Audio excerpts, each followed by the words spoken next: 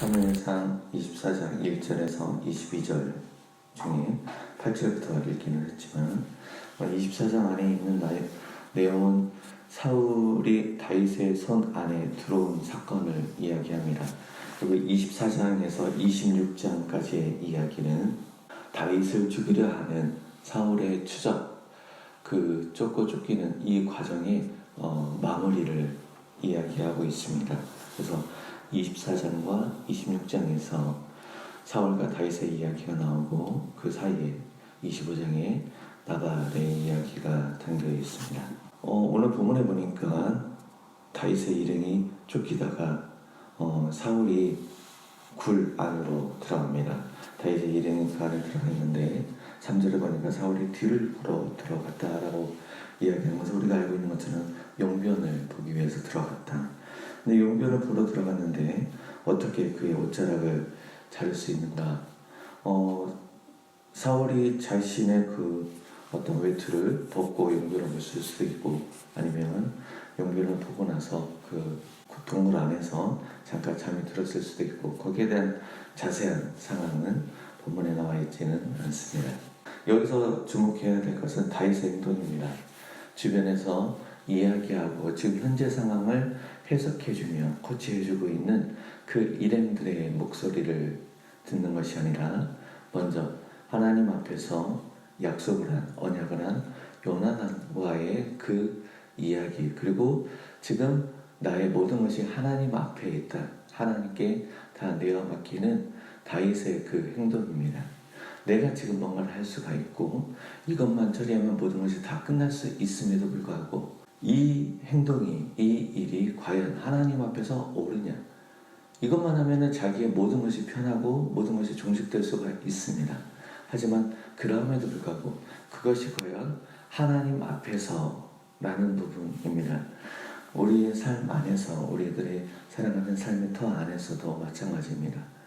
분주하게 살아가다 보면 주변에서 하는 목소리, 또 주변에서 해석해주는 그 코치한 내용들에 대해서 귀를 기울이며, 또 내가 생각할 때도 이게 옳은 것 같아요. 그래서 분주함에 쫓겨가다 보면 그렇게 행동하고 그런 모양으로 살아갈 수밖에 없을 것입니다.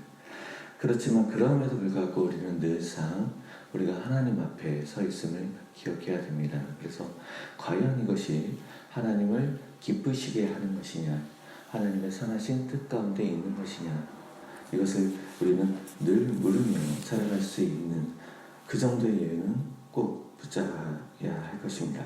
이러한 내용들에 대해서 우리가 같이 읽었던 9절 이후에 다윗이 사울을 부르며 있었던 일들을 이야기하죠. 그 일에 대해서, 그 지금까지 했던 이야기에 대해서 사울의 반응은 인정하는 겁니다. 어찌 보면 사울은 다윗을 잡아 죽이기 위해서 혈안이 되어 있었고, 수많은 제사장들을 잡아 죽이기도 했고, 여러 가지 많은 일들을 해왔습니다. 근데 거기에 대하여서 다윗은 하나님 앞에서 하나님이 판결해 주시고 하나님이 해결해 주시기를 원한다라고 하면서 자기가 직접 하지 않고 어찌 보면 선을 행했습니다. 그리고 사울에 대하여 아버지라고 호칭을 하며 그를 존중해주고 그와의 관계를 인정하고 있었습니다. 이러한 행동들에 대하여 사울은 다윗에 대해서 자신의 한 행동들을 뉘우치며 어찌 보면 요나단과 이미 언약되어 있던 그 내용들을 다시금 이야기를 하고, 그러니까 다윗이 이스라엘의 왕임을 인정하며 사울은 사울대로, 다윗은 다윗대로 자기의 처소로 돌아가는 것을 바라봅니다. 사울의 반응들을 보면서 우리는 다시 한번 우리가 관계 안에서 우리들의 대적들에 대해서, 아니면 우리의 척진 사람들에 대해서 어떻게 행동하는 것이 옳은가, 심적으로는 어떤 것을 좀 보복하고 응징하고 하는 것들을 통쾌할 수도 있습니다. 마음이 시원할 수도 있습니다.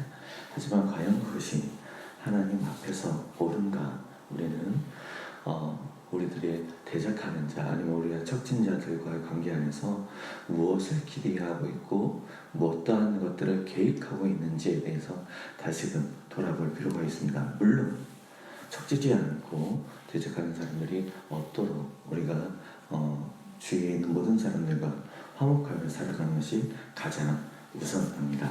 오늘 본문 안에서 우리가 가장 중요하게 생각할 것은 본인 스스로가 재판장이 되지 않고 하나님께 맡긴 다윗의 모습입니다.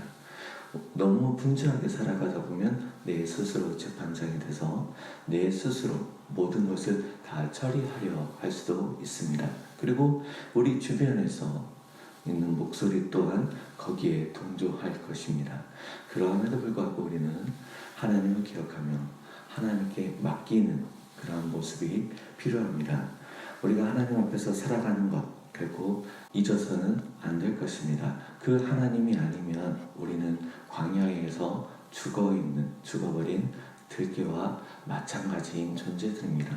하나님의 은혜로 우리가 오늘을 살고 있음을 기억하며 하나님 앞에서의 삶을 선하게 감당할 수 있기를 기도합니다.